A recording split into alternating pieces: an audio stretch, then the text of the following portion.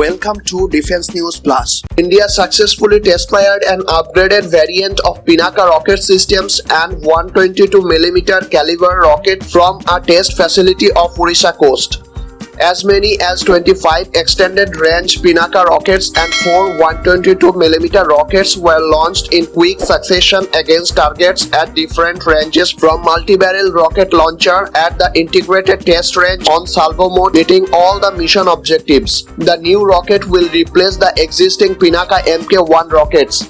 Defense sources say 22 rounds Pinaka rockets of 45km range were test-fired on Thursday and 3 rounds of the same system and 4 rounds of 122mm rockets were tested on Friday. Pinaka has been made jointly by Pune-based Armament Research and Development Establishment and High Energy Materials Research Laboratory with manufacturing support from Economic Explosive Limited. The 15-foot rocket weighs around 280 kg and can carry warheads up to 100 kg. The unguided rocket system developed for army applications can destroy large area up to 40 km with rapid salvos. The advanced 122mm rocket system will replace the existing 122mm Grad rockets. Defense Minister Rajnath Singh congratulated DRDO and industry on the successful test fire of both the rocket systems. Next update, as per news from the Economic Times, India will get the delivery of its first S-400 air defense systems by December, and it will provide full coverage even at high altitude area such as eastern Ladakh. The first unit meant to be supplied to India is nearing completion. Deployment of the S-400 systems is being seen as a significant boost to Indian defense capabilities, especially along the line of actual control with China. Head of the Russian Federal Service for Military Technical Cooperation, Dmitry Sugaev, said Indian Air Force personnel are now training on the system in Russia. The Russian developers of the S-400 expressed confidence about the air defense system's performance in areas at high altitude. Mikhail Podvyaznikov, Deputy General Director of Almaz Central Design Bureau, told the systems will be able to provide 100% protection against enemy missiles and other airborne targets at an altitude of over 300 meters above the sea level. Next update, Defense Minister Rajnath Singh on Thursday said the naval base being developed here under Project Seabird should be Asia's biggest, and he would try to get required budget allocation enhanced for it.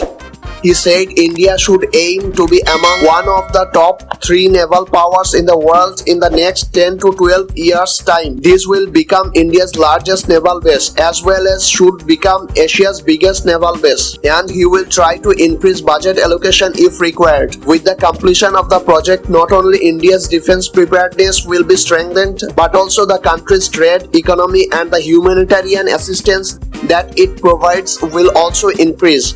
The defense minister said the future of the naval base is very bright and the credit for this has to go to the officers and sailors. There are no shortcomings in mutual coordination between the country's tri-services. The defense ministry is also taking up certain reforms.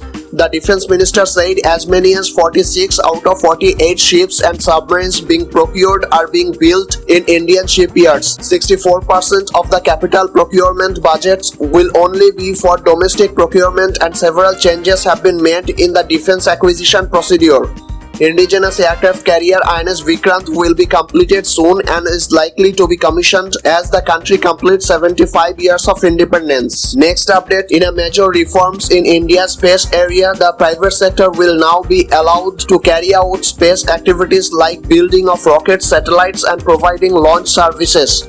The Indian Space Research Organization Chief K. Sivan said on Thursday the private sector will be enabled to carry out space activities like building of rockets, satellites, providing launch services on a commercial basis. The private sector can also be part of interplanetary missions of ISRO. This is being planned to be done through announcement of opportunities. The Indian National Space Promotion and Authorization Center has been created under the Department of Space as a separate vertical for taking independent decisions with respect to permitting and regulating space activities of the private sector.